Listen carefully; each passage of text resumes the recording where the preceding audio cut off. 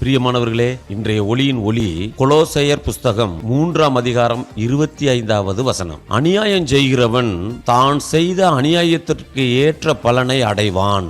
நாம செய்கிற கிரியைகள் அனைத்திற்கும் ஒரு நாள் ஆண்டவர்கிட்ட நம்ம கணக்கு கொடுக்கணுங்க. இந்த பூமியில வாழ்ற நாட்களில நம்முடைய நடக்கைகள், நம்முடைய காரியங்கள், நம்முடைய செயல்கள் எல்லாவற்றையும் கர்த்தர் கணக்குல வைத்திருப்பார். வேதத்துல ஆமான் என்ற ஒரு மனிதன் இருந்தான். அவன் வாழ்ந்த அரண்மனையில மற்றொரு மனிதன் மொர்தெகாய். இந்த மொர்தெகாய் ஆமான கனப்படுத்தல, அவனை மதிக்கல, அவனை வணங்கல என்று சொல்லி மொர்தெகாய் பிறந்த யூத குலம் அனைத்தையும் அழிக்க அவன் திட்டம் போட்டாங்க.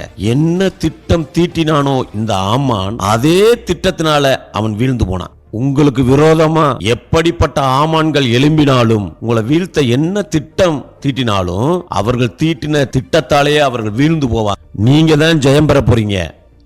நீங்களும் நானும் தேவனுக்கு பயப்படுகிறவர்களா, பரிசுத்தமுள்ள வாழ்க்கை